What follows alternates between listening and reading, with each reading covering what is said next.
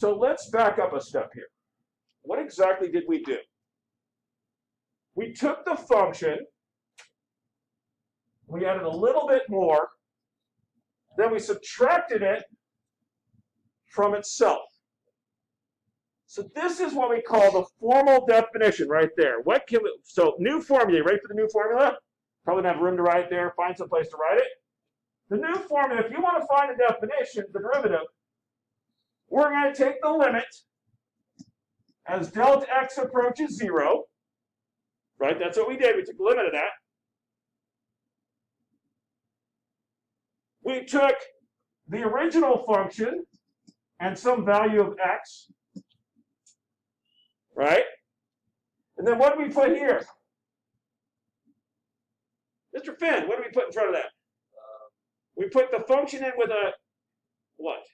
With the function, but with the change in x. Right. So we did the function with that x plus delta x. And then we had x plus delta x on the bottom. Agreed?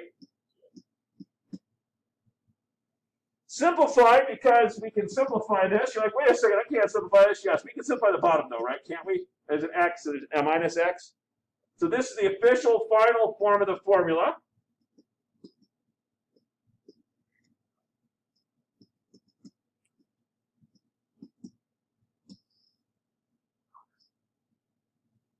And that's our final form of the formula.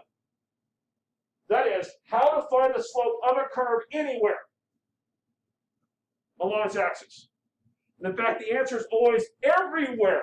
The answer always gives you an everywhere answer.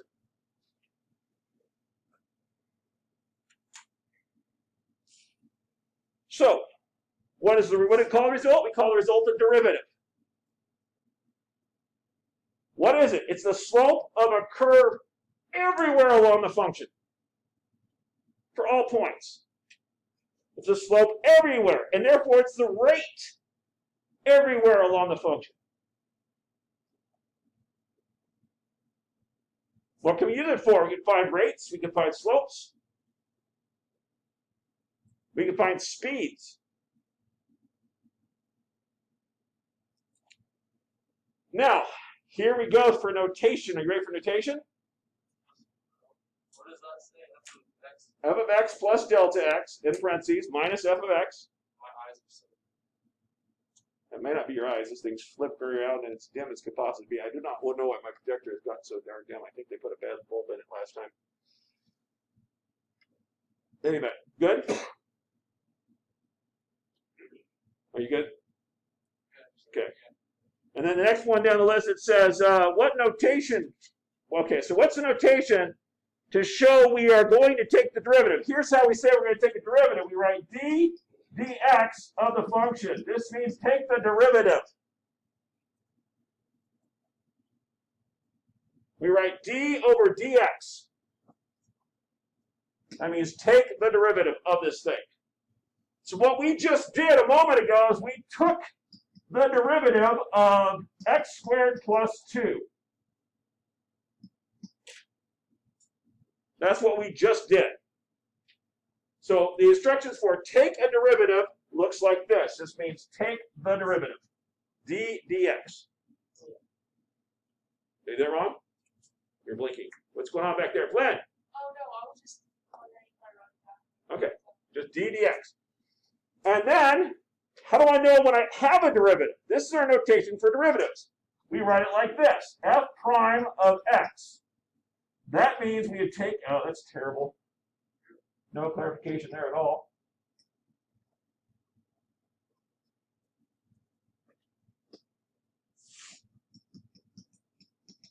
That means that is the derivative. And the derivative for this case would be 2x.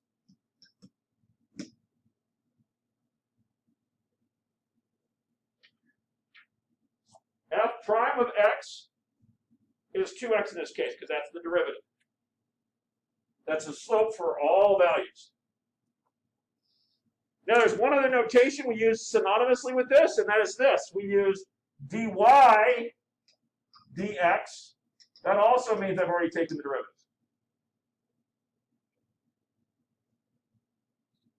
of that function. I've not heard from anybody online in a while. You guys still on? Yeah. Good. All right. So for the first semester taking derivatives, now's the time to start doing it. I will tell you this right now.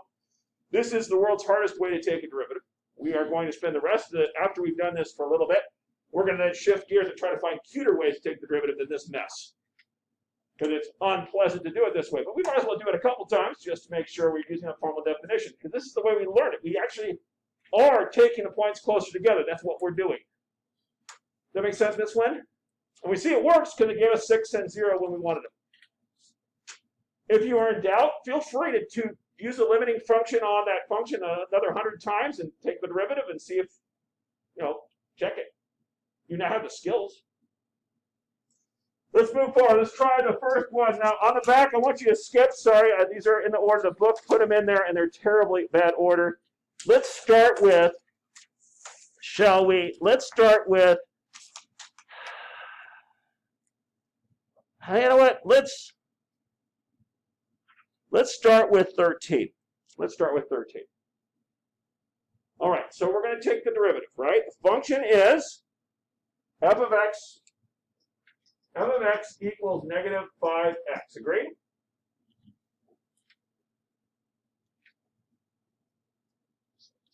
This is Pete Scott. Now I'm going to use my formal definition of a derivative to find my slope. Rather than find a slope any other way, I might be able to do it. By the way, can I find the slope of this thing?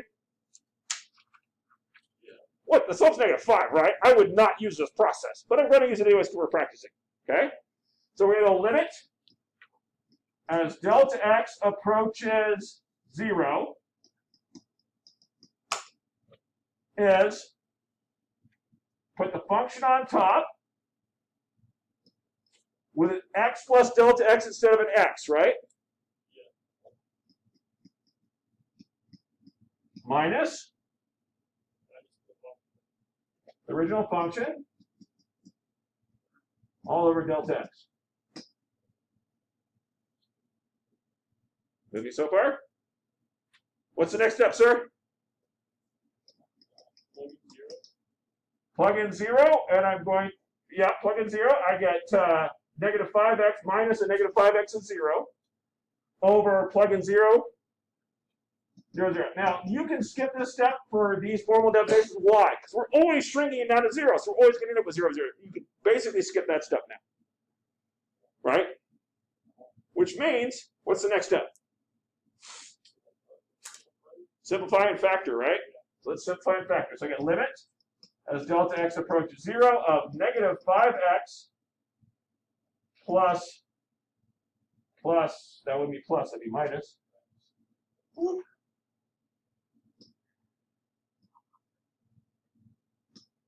So it would be in place. So negative 5x minus 5 delta x, right? Plus 5x over delta x. I mean, so far. Yeah. Simplify, sir. 5x and a negative 5x, and I get the limit as delta x approaches 0 of negative 5 delta x over delta x. Now what do I do, sir? Cancel out my delta x's whenever I can. Now I plug in 0, everybody has delta x's, no delta x's, right? So this becomes negative 5, which is what we anticipated slope be. Notice there's no x. Why? Because it doesn't matter. The slope of a line is always the slope of a line, no matter what x is. X can be 53, it's still negative 5. Make sense? Good, let's do the hard one. It's time to do the hard one. Let's do 17. Let's do 17. Spaniel, you with me? You gonna work on this one? You got it? First step, write this out. But replace the function with everywhere's in x. You can replace it with x plus delta x. X plus delta x.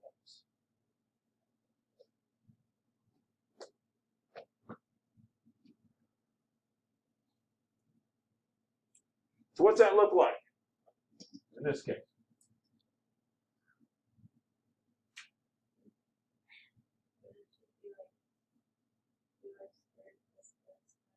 It would be 2. Now the x is going to be replaced with a what? X plus delta x.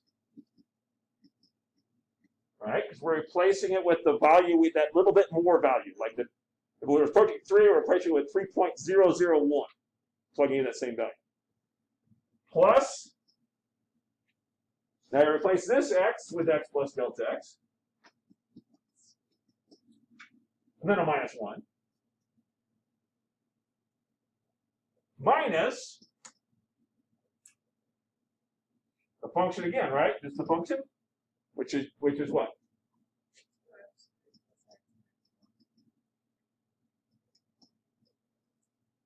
Oh, I forgot my limit. So far, so good? All right. Next step, you ready? All right. This is ugly, isn't it? I'm going to have to foil that puppy.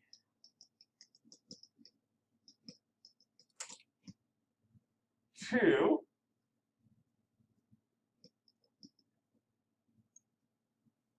Do you know how to foil that?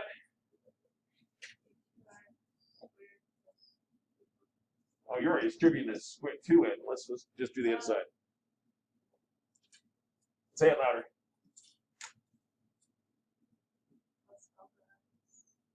Well, there'd be a delta x times x, and another delta x times x, right? If I'm foiling it, if I think about foiling it, right? What would I get?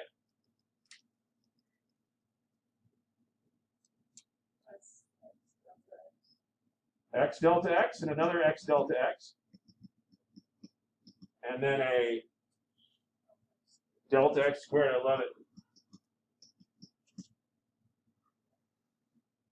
And then this is pretty straightforward. Nothing weird going on there. Minus 1 minus 2x squared minus x plus 1. Holy monkeys. Yes, sir? It's minus 1. It was minus 1 to begin with, but I was distributing minus 2, aren't I? Let it become plus 1? Yeah. Is that okay? Am I messing up? You sure? Because I'm subtracting this whole function, right? The whole f of x? Yeah. Okay. All right, here we go.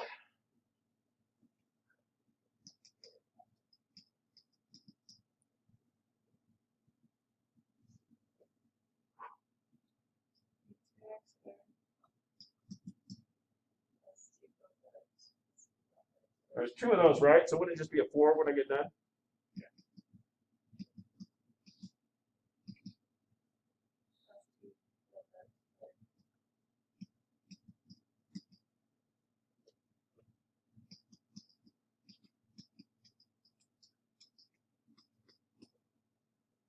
Let's hope we can simplify this. So, you got any simplification for me?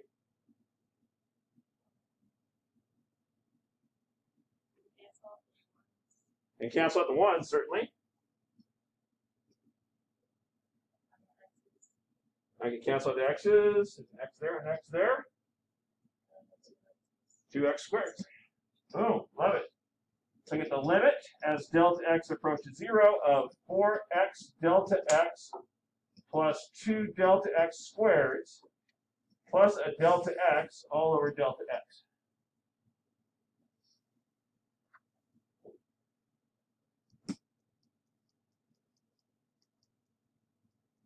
All right, what's next? Love it. Get rid of that delta x because that's what's causing the problem. And I get 4x plus 2 delta x's plus 1, right? And after canceling out the common term, what do I always do when we're taking a limit? After canceling out the common term, common factor, what do we immediately do following that? Put the factor back in, and then we get 4x plus 1, and that's our final answer. That is our derivative. I'm going to talk to myself so nobody listen to this. And when you plug in 0, you get 1 for a slope. When you plug in 2, you get 9 for a slope.